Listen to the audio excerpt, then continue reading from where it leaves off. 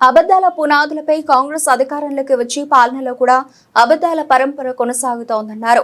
అప్పుడు అందరికీ పరమాన్నం పెడతామని ఇప్పుడు అందరికీ పంగనామాలు పెడుతున్నారని మండిపడ్డారు. రుణమాఫీ అయింది అని రేవంత్ రెడ్డి హైదరాబాద్ లో చెప్తున్నాడు. దమ్ముంటే ఇక్కడికి రా, చూపెడతా, ఎంతమందికి కాలేదు అని సవాల్ విసిరారు. వడ్డీతో సహా 2 లక్షల రుణమాఫీ చేస్తానని ఇప్పుడు మిత్తి కట్టించుకొని పాక్షిక రుణమాఫీ చేస్తున్నారని విమర్శించారు. సిద్దిపేట జిల్లా 15వ వార్డు గాడిచెర్లపల్లిలో నిర్వహించిన ప్రజాపాలన వార్డు సభలో మాజీ మంత్రి ఎమ్మెల్యే హరీష్ రావు పాల్గొన్నారు. తమకు రుణమాఫీ కాలేదని, రైతు భరోసా ఎప్పుడు ఇస్తారో అని హరీష్ రావు ఎదుటే అధికారులను రైతులు నిలదీశారు. ఈ సందర్భంగా ఎమ్మెల్యే హరీష్ రావు మీడియాతో మాట్లాడుతూ, ఏడాది కిందట దరఖాస్తు ఇస్తే ఇప్పటికీ దిక్కులేదు, మళ్లీ ఎన్నిసార్లు దరఖాస్తులు ఇవ్వాలని ప్రశ్నించారు. దరఖాస్తుల పేరుతో డబ్బులు వృధా అవుతోందని చెప్పుకొచ్చారు. దరఖాస్తుల పేరుతో ప్రభుత్వం కాలయాపన చేస్తోందన్నారు. రేవంత్ రెడ్డి మాటలు నమ్మి ఎంతో మంది రైతులు ఆగమయ్యారన్నారు. కాంగ్రెస్ కార్యకర్తలకు ఇంద్రమ్మ ఇళ్లిస్తే తిరుగుబాటు తప్పదని అర్హులకు ఇవ్వాలని డిమాండ్ చేశారు. గ్రామ సభలలో కాంగ్రెస్ ఎమ్మెల్యే ఉన్న వద్ద ఫోటో పెడుతున్నారు, బీఆర్ఎస్ ఎమ్మెల్యేలు ఉన్న వద్ద ఫోటో పెట్టడం లేదన్నారు.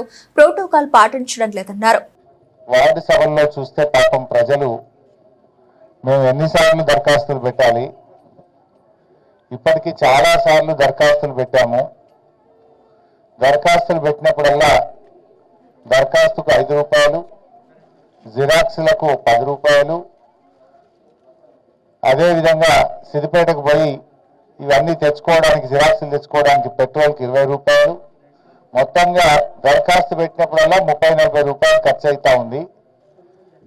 మేము చాలాసార్లు పోయినసారి ప్రజాపాలనలో దరఖాస్తు ఇచ్చాం, గతంలో మీ సేవలో ఆన్లైన్లో అప్లై చేశాం, మళ్ళీ ఇప్పుడు దరఖాస్తులు ఇవ్వమని దరఖాస్తుల పేరు మీద కాలయాపన చేస్తున్నారని చెప్పి ప్రజలు తీవ్రమైన ఆగ్రహాన్ని వ్యక్తం చేస్తూ ఉన్నారు. గతంలో ప్రజాపాలనలో రేషన్ కార్డులకు దరఖాస్తు ఇస్తే ప్రభుత్వం వాటిని ఆన్లైన్ చేయకపోవడం వల్ల, ప్రభుత్వం ఆ దరఖాస్తులను కట్టన కట్టి మూలకు పడేయడం వల్ల ఇవాళ వాళ్ళ పేర్లు జాబితాలో కనబడడం లేదు. అధికారులు నిలదీస్తే మళ్ళీ దరఖాస్తు ఇవ్వండి, మళ్ళా చూస్తామని చెప్తున్నారు.